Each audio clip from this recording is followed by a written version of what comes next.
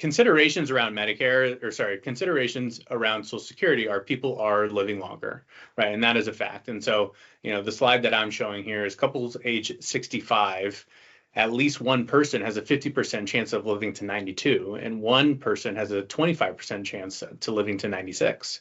And so we know that people are living longer with, better healthcare and better technology, and people obviously maybe worrying more about what they're putting in their bodies and really trying to live a healthier lifestyle. You're seeing that it's extending people's lives. And so this has to be a clear consideration when thinking about, do I take Social Security at the first possible age, which is 62? Do I take it at my full retirement age, or do I actually delay until age 70 and take Social Security? You're going to have potentially a window where you maybe spend from your assets for an extended period until Social Security kicks in if you end up taking it at age 70.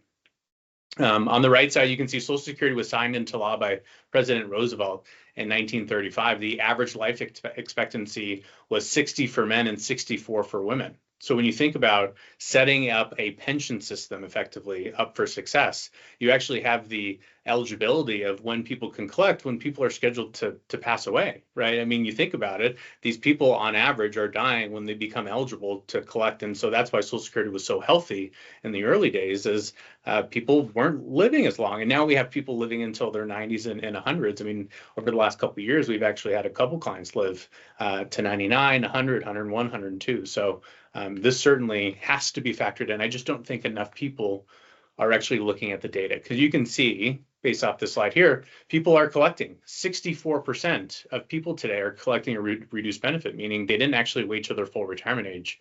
And 36% are collecting a full or increased benefit, meaning they waited till their full retirement age or actually delayed to something beyond that, and the latest would be 70.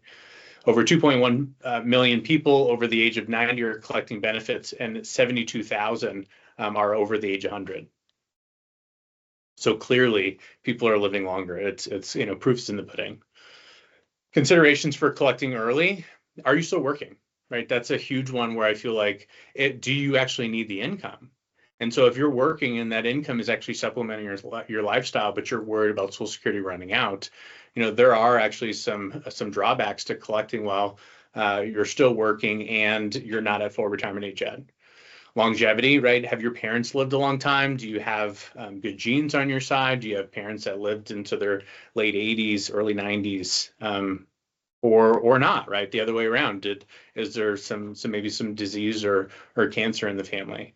And then, are you married, right? A spouse. And so I think when we think about Social Security, unfortunately, a lot of people think it's a individual's decision, right? It's look at it in a silo, and does this make sense for you? And it's like it plays into so much more, into an overall financial plan, but then also your spouse, right? Is there a big gap? Is there a big age difference that this surviving spouse would actually benefit greatly from, the older spouse waiting until full retirement age, or even beyond that, age 70, and they're getting an increased benefit for the rest of their life. So, these are three main considerations that people should be looking at, not necessarily by themselves, but hopefully with people like us, right? With a financial advisor that can walk through the different scenarios.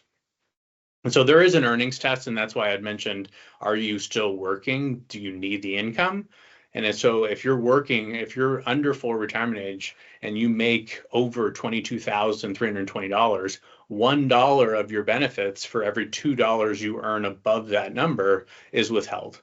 And you actually look at the year you reach full retirement age, 59,000, that's adjusted up, right, to 59,000. So $1 of benefits for every $3 you earn above that. And then the month you reach full retirement age, there's actually no withholding.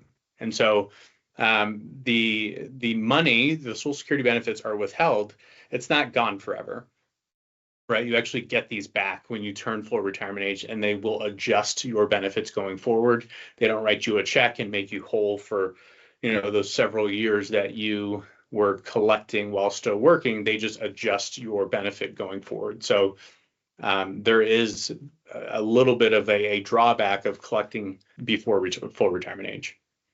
I love this slide because this is a nice graphical picture of, someone who's full retirement age. You can see 66, and you can see early filing versus delayed filing.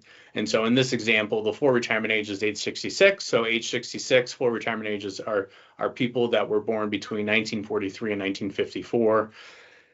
Age 67 full retirement age is individuals born after 1960 and later. So right now, 67 is the latest.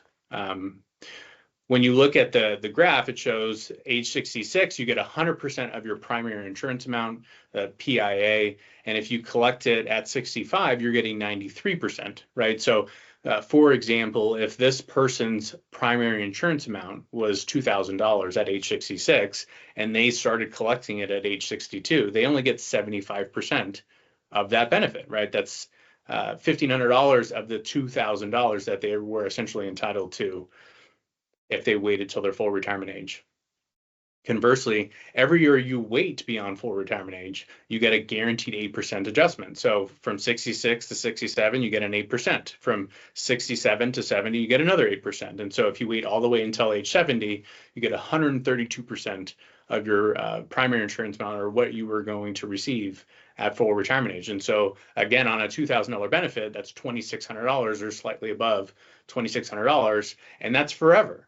Right. So that's an increased amount forever. And so sometimes when we have clients that want to take benefits early, and they'll say, what if we just take the benefits early and then we'll give you the money to invest? It's like, well, if you wait every year beyond full retirement age, you're getting a guaranteed 8% plus cost of living adjustment. I'd much rather have the guarantee of the 8% versus trying to invest the money, trying to beat 8%. And then anything above that is obviously, gravy, I guess you could say. So clearly longevity has a big piece of the puzzle in terms of deciding, does it make sense? Getting back to, does it make sense to delay? Well, the first question is going to be, what's the break even, right? If I wait from 62 to 67, how long do I have to live? Well, that age is 78 and a half. If you live beyond 78 and a half, it actually makes sense for you to delay or wait until full retirement age to begin collecting. The big one is, what if I wait till age 70? Does it make sense to begin collecting late or delay until age 70, and you have to live beyond 82 and a half? And so usually that 82 to 83 is the break point. If you live beyond that age, which on some earlier slides, there was a really good chance that a married couple actually live until age 90 and maybe even later than that. So 83, it's not that old. Choice of a lifetime. So this is an example just to kind of show the monetary benefit or the monetary impact of maybe taking benefits early. This is an example, Pat and Kelly, a married couple. Pat 66, his full retirement age is 66, and then the benefit is $2,600. Kelly is 61, her full retirement age benefit is $1,900. And so there's some assumptions in here. I think life expectancy for men is 85 and 88 for women, and there's a 2.4% cost of living adjustment. And so this says the cumulative benefit if both file as soon as possible. So that means that Kelly would file at age 62 and Pat would file at full retirement age. The total benefits are $1,456,000.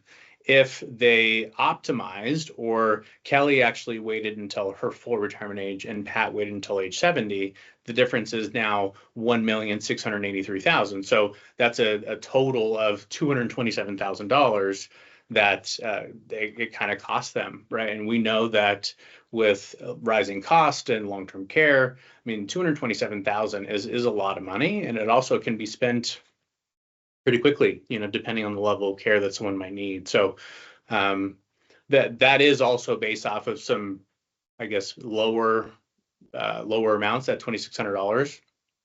The current monthly max is $3,800 for full retirement age and $4,873 for age 70. So can you get a do-over? Can you change your mind? If you start collecting Social Security, can you change your mind? The answer is yes. You get a one-time do-over.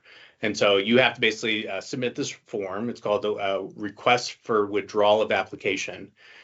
So in theory, it sounds great, right? Oh, I'll just pay back the benefits. But what if that money's spent? right? What if you already took the benefits and within the first 12 months of collecting, you decide that you want to pay it back? You have to pay it back with interest. And if your spouse was collecting on your benefit and you end up wanting a do-over, you actually have to pay back whatever your spouse collected as well. So in theory, it sounds good. In practicality, it might be a little bit harder unless you have reserves, right? Unless you didn't spend the money, or you have other reserves that you could essentially tap to pay that money back. So I think there's no more unlimited. If you get a do-over, it's a one-time for life. And I could see this making sense if you think you're going to retire and you're 66 or 67, then all of a sudden you come across another great opportunity, right? And you started collecting, and then it's like, well, no, I got this great opportunity. I'm going to go back to work. I don't need Social Security. And so in that case, it actually allows you to write a check, pay it back, and then delay, right? Act like it never happened, and then get that higher benefit maybe when you're age 70.